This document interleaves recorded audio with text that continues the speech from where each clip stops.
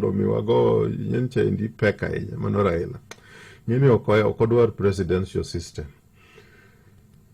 nodwaro kudwa chuno mana ni nyaka parliamentary Yes. devolution ni wat winjire ni wadhi keto presidential mondo mi opingi otamre mondo katiba manyien kik bedi mondo wabed gi katiba machon cha wadhi wago yiero mapod nigi teko te mane winjruok mar Uhuru gi Ruto mane gi Naivasha koro kanyo to ka giduogo ting'eni gitero gine parliament nikech nosewinjruok ni consensus mowuok kurono committee of expert ok bi add ok bi remove kod tere parliament pani kanyo wuonyalego bende wat nodhi ong'iyo to ndalono akoni kaka uraia gi tich mane watimo ng'eni wan kapok waengage oko wakwongo wakawo team ma mchanganyiko moriwo ji oriwo nyaka mama moa dala oriwo nyaka professor moa university kanyo professor Wanyande gini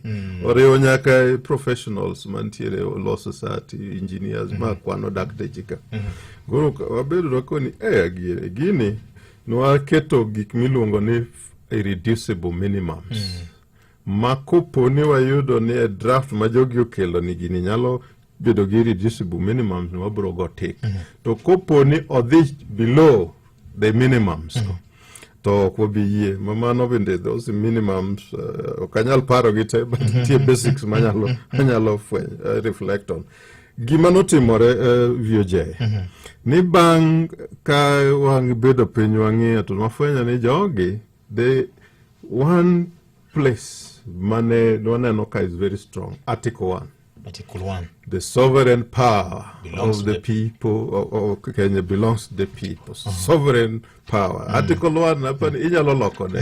Teko duto te ni elwet jo Kenya magin jo piny. Wagoni tik kabisa. Wadhi article apar. Niko ni national values magia. Vano binye inyalo loko mana matik quickly mondo wange.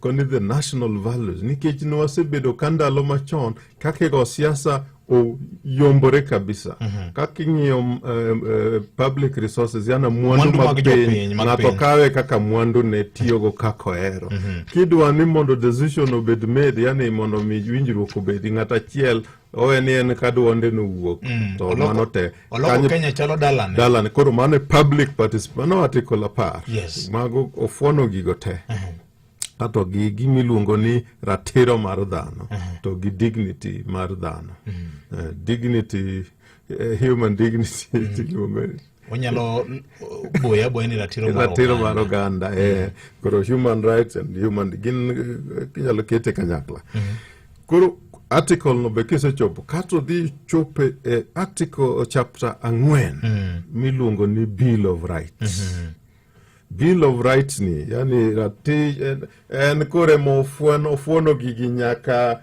en ratichi as an individual, en ratichu kaka group, en ratichu kaka community, en ratichu kaka a nation. Kaka jo Kenya. Inyalo paro preamble cha.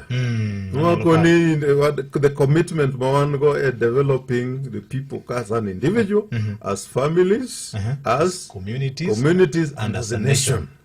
Emomino kata families my yuto tek negi makoro nyalo bedo ni kata chiemo no is a problem. Katiba ni ukoni kik ng'ato bed ni nindo kech. Emano miyo kata ka jo Azimio ne campaign ngiko ni ntiere 6,000 mwabro miyo families go. And within the constitution. Pesa no toko keti ni pesa nintie. Why we are nurturing individuals, families, communities and the nation. Makemana kanyo.